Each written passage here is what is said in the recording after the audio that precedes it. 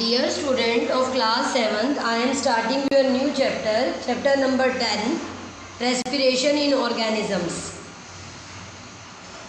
Why do we respire? हम respire क्यों करते हैं? सबसे पहले आपको ये भी पता होना चाहिए कि रेस्पिरेशन का मतलब क्या होता है, ठीक है? तब आप पूछोगे ना कि वाई डू वी रेस्पायर, हम रेस्पायर करते क्यों हैं? We know that all organisms are made up of small microscopic units known as cell. A cell is the smallest unit of an organism.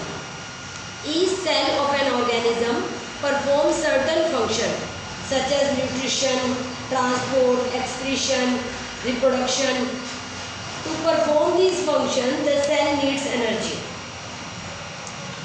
The food we eat releases energy through the process called respiration. अब आगे ना respiration की define. Therefore, all living organisms respire to get energy from food. देखो हमारी body है, चाहे किसी भी ऑर्गेनिज्म की बॉडी है, जितने भी लिविंग बॉडी ऑन अर्थ है, they are all made up of microscopic unit known as cell. हमारी बॉडी भी सेल से बनी हुई है और एक छोटे से इंसेक्ट की बॉडी भी सेल से बनी हुई है. एक बहुत बड़ा एलिफेंट जो है उसकी बॉडी भी सेल से बनी हुई है. तो and functional unit of life, मतलब जैसे ब्रिक के ऊपर ब्रिक लगाती है तो दीवार बन जाती है, ऐसे ही हमारी बॉडी सेल के ऊपर सेल से बनी हुई है. अब एक बॉडी को सर्वाइव करने के लिए, एक ऑर्गेनिज्म को सर्वाइव करने के लिए कुछ फंक्शंस नेसेसरी होते हैं उसकी बॉडी के अंदर जो होने ज़रूरी हैं, like nutrition, transport, excretion, reproduction. अब ये जितनी भी बेसिक फंक्शंस हैं, इन सबको भी परफॉर्म करने के लिए एनर्जी चाहिए. अब वो एनर्जी कहाँ से आती है? द फूड वी ईट, जो खाना हम खाते हैं. अब खाना तो हमने खा लिया, लेकिन उससे एनर्जी रिलीज होनी भी ज़रूरी है ताकि ये सारे फंक्शन परफॉर्म हो सके, सारे सेल उसका इस्तेमाल कर सकें और हमारे ये सारे बेसिक फंक्शन परफॉर्म हो सके और हमारी बॉडी सर्वाइव कर सके. ठीक है, तो ये जो एनर्जी रिलीज करने का प्रोसेस है, दैट इज रेस्पिरेशन. मतलब जो फूड हम ईट करते हैं, that food releases energy. The process by which the food releases energy is known as respiration. ठीक है, तो वो प्रोसेस जिससे बॉडी हमारी एनर्जी रिलीज करे वो रेस्पिरेशन. और उसी रेस्पिरेशन का इस्तेमाल, मतलब उसी एनर्जी का इस्तेमाल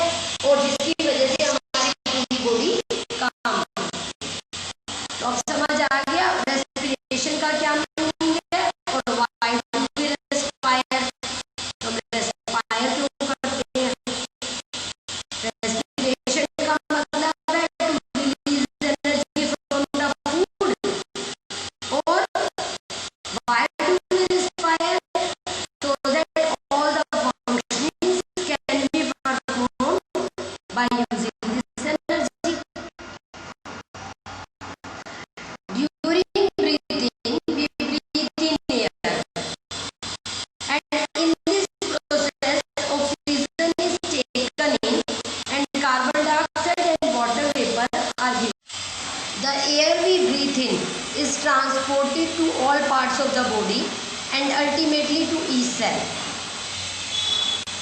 In the cells, oxygen in the air help in the breakdown of food. The process of breakdown of food in the cell with the release of energy is called cellular respiration. During cellular respiration, it is mainly carbohydrate which is oxidized to produce energy.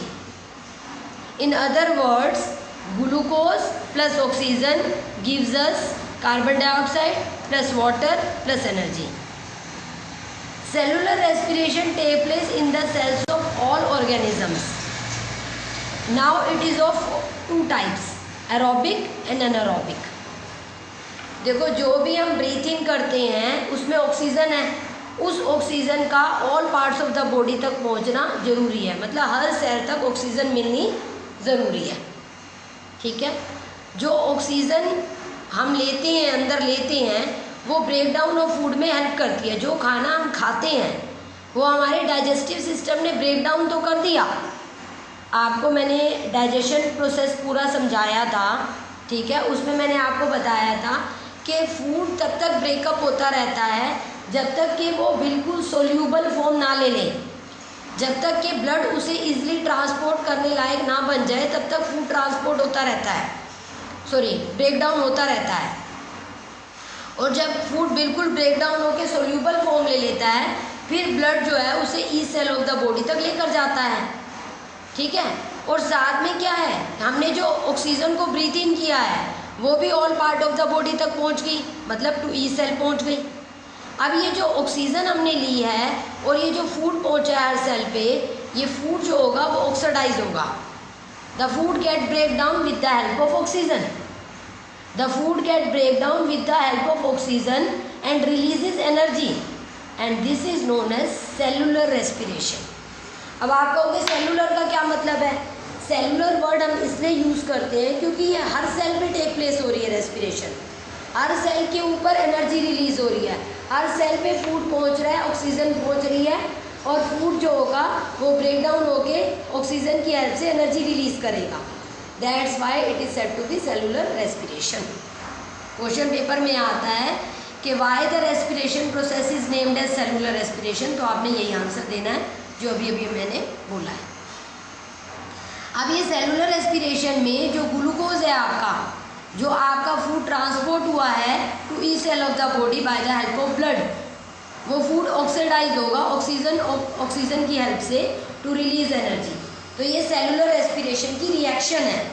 Glucose plus oxygen gives out carbon dioxide plus water plus energy. तो देख रहे हो ना, carbon dioxide water तो breathe out हो जाएगा। अभी बताया था ब्रीथ आउट क्या करते हैं, carbon dioxide and water vapour. और जो एनर्जी है वो हर सेल पे जो रिलीज हो रही है हर सेल उसका इस्तेमाल करता है टू डू इट्स फंक्शनिंग। ठीक है, हर सेल उसका इस्तेमाल करता है, जिसकी वजह से हम इसको सेलुलर रेस्पिरेशन भी बोलते हैं। Because at each cell the energy is release to get the energy is release to do all the works of the cell. अब देखो ये जो सेलुलर रेस्पिरेशन है that is occurring at all cell of the organisms. It is of two type, one aerobic and another anaerobic. What is aerobic respiration? When the breakdown of glucose occurs with the use of oxygen, it is said to be aerobic respiration. जब हमारा glucose जो transport हुआ है to each cell of the body, digestion होने के बाद food बिल्कुल soluble form में कन्वर्ट होके हर सेल तक पहुंचा है, ऑक्सीजन पहुंची है, तो जो फूड ऑक्सीडाइज होगा with the help of oxygen, तो उसे बोलेंगे एरोबिक रेस्पिरेशन। उससे क्या निकला? कार्बन डाइऑक्साइड, वाटर और एनर्जी निकली। ठीक है, अब ये जो एनर्जी है ये अलग अलग प्रोसेसेस में यूज़ होती है। बताया अभी आपको कि हमारी बॉडी के अंदर रिप्रोडक्शन भी हो रही है, एक्सक्रीशन भी हो रहा है, डाइजेशन भी हो रही है, हमारी बॉडी के अंदर ट्रांसपोर्ट का काम भी हो रहा है। तो सब चीज़ों के लिए क्या चाहिए? एनर्जी चाहिए। वो एनर्जी कहाँ से मिलेगी? रेस्पिरेशन से। तो ये जो एनर्जी रिलीज होती है it is in the form of heat, ये हीट की फॉर्म में रिलीज होती है। उसके बाद है anaerobic respiration. Food respiration can also be break down without using oxygen. Food can also be break down without using oxygen. बिना oxygen के भी फूड ब्रेक डाउन हो सकता है। ठीक है, और टू रिलीज एनर्जी, उस टाइम हम इसको एरोबिक ना बोल के क्या बोलेंगे? एनारोबिक। जब हमारा ऑक्सीजन की प्रेजेंस में फूड ब्रेक डाउन हो रहा है तो एरोबिक। जब ऑक्सीजन की हो रहा है, एब्सेंट मतलब ऑक्सीजन नहीं है, without using oxygen, that is anaerobic. ठीक है, ये होता है आपका ईस्ट और सम बैक्टीरिया लाइक ऑर्गेनिजम्स में। This anaerobic respiration occur in yeast and bacterias. Alcohol and carbon dioxide are formed at the end of the anaerobic respiration. अब देखो उसमें क्या रिलीज हो रहा था, carbon dioxide, water and energy. इसमें क्या रिलीज हो रहा है, alcohol, carbon dioxide and energy. ठीक है. अब एनर्जी जो होती है इस केस में कम रिलीज होती है, और साथ में कई बार क्या होता है, in some cases lactic acid is formed at the end of the anaerobic respiration. कई बार क्या होता है कि इस टाइप के रेस्पिरेशन में लैक्टिक एसिड भी प्रोड्यूस हो जाता है एनारोबिक रेस्पिरेशन के केस में. ठीक है. तो ईस्ट और बैक्टीरिया लाइक ऑर्गेनिज्म में तो क्या रिलीज हुआ, alcohol and carbon dioxide and some energy. और लैक्टिक एसिड कहाँ प्रोड्यूस होता है, जैसे अगर आप बहुत ज़्यादा एक्सरसाइज कर लेते हो बेटा, ठीक है, आप बहुत तेज़ दौड़े कई देर तक आपने एक्सरसाइज की, ठीक है, तो क्या होगा, आपकी बॉडी में पेन होने लग जाता है, आपके मसल्स के अंदर पेन होने लग जाता है. अब जो मसल्स के अंदर पेन होता है, वो मसल्स के अंदर पेन क्यों होता है, क्योंकि आपकी बॉडी में मसल सेल को ऑक्सीजन नहीं मिल पाई. आप लगातार एक्सरसाइज करते जा रहे हो, सप्लाई ऑफ ऑक्सीजन जो है वो कम हो गई आपकी बॉडी में. ठीक है. तो इस तरह से उस केस में आपका लैक्टिक एसिड प्रोड्यूस हो जाता है, जिससे आपको पेन हो. अब एनारोबिक में किस तरह से हम रिएक्शन को शो करेंगे. एनारोबिक रेस्पिरेशन में ग्लूकोज जब एब्सेंस ऑफ ऑक्सीजन में ब्रेक डाउन होगा तो ऑटोमेटिकली एनारोबिक रेस्पिरेशन है. तो by products are alcohol, carbon dioxide and energy. Energy तो रिलीज होगी but in less in amount. तो ये एनारोबिक रेस्पिरेशन की आपकी रिएक्शन है which take place in yeast and bacteria like organisms. ठीक है. अब अगर हम ह्यूमन बीइंग की बात करें, वैसे तो हमारी बॉडी के अंदर एरोबिक है, लेकिन जब हम बहुत ज़्यादा एक्सरसाइज करेंगे तो क्या होगा, तब हमारी बॉडी के मसल सेल्स में भी लैक ऑफ ऑक्सीजन हो जाएगी. तो तब हमारी बॉडी के अंदर जो ग्लूकोज ब्रेक डाउन होगा वो लैक्टिक एसिड और एनर्जी रिलीज करेगा. ठीक है. अब ये लैक्टिक एसिड हमारी बॉडी के अंदर एक्यूमुलेट हो गया मसल सेल्स में, जिससे हमारी मसल्स क्रैम्प कर रही हैं. अब हमने ली हॉट वाटर बाथ या फिर ऑयल मसाज, तो क्या होगा, ये जो लैक्टिक एसिड एक्यूमुलेट हुआ है, जब इसमें मसाज करेंगे ऑयल से या हॉट वाटर बाथ लेंगे तो इसकी तरफ ऑक्सीजन की सप्लाई बढ़ जाएगी. ऑक्सीजन की सप्लाई बढ़ जाने से ये लैक्टिक एसिड जो होगा, अब ऑक्सीजन मिल जाने की वजह से कार्बन डाइऑक्साइड प्लस वाटर में डिवाइड हो जाएगा, उसमें आपका जो है वो ब्रेक डाउन हो जाएगा, जिससे जो एक्यूमुलेटेड लैक्टिक एसिड है वो हमारा ख़त्म हो गया कार्बन डाइऑक्साइड और वाटर रिलीज करके, जिससे क्या होगा, हमें रिलीफ मिल जाएगा, हमें पेन होना. Anaerobic respiration take place in the muscle cells to fulfill the demand of energy during heavy exercise, fast running, cycling, walking for many hours or heavy weight lifting. The demand of energy is high, but the supply of oxygen remains the same. The cramps occur when the muscle cells respire anaerobically. The partial breakdown of glucose produces lactic acid.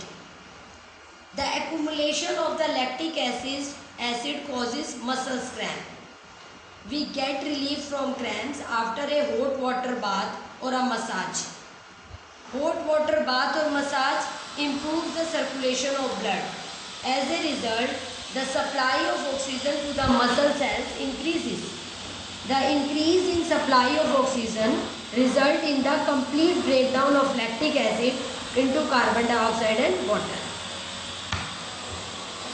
देखो, जब anaerobic respiration होती है तो हमारे muscle cells के अंदर oxygen की demand, energy की डिमांड बढ़ जाती है. एनर्जी की डिमांड क्यों बढ़ जाती है, लगातार एक्सरसाइज करोगे तो एनर्जी तो यूज़ अप होगी. ठीक है. जो आपने खाया है उसी से एनर्जी प्रोड्यूस हो रही है. ठीक है. अब आप बहुत ज़्यादा हैवी एक्सरसाइज करते हो, रनिंग करते हो बहुत घंटों के लिए, साइकिलिंग करते हो, अब एनर्जी यूज़ अप हो गई, अब और ज़्यादा एनर्जी की डिमांड है. एनर्जी की डिमांड है तो ऑटोमेटिकली ऑक्सीजन चाहिए ताकि फूड ब्रेक डाउन हो सके और एनर्जी रिलीज कर सके.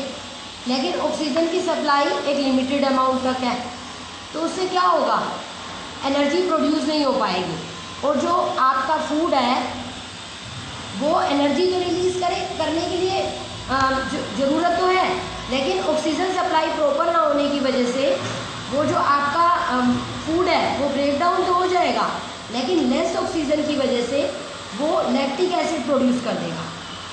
आपकी बॉडी के अंदर एरोबिक रेस्पिरेशन होती है, जिसमें आपका ग्लूकोज जो है वो कार्बन डाइऑक्साइड, वाटर और एनर्जी रिलीज़ करता है।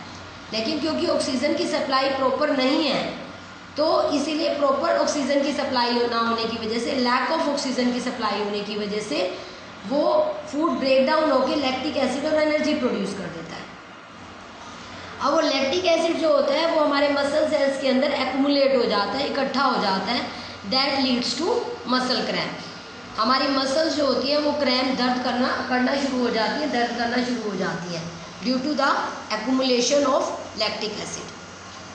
अब हमें डॉक्टर क्या एडवाइस करता है? To have hot water bath और हॉट ऑयल मसाज।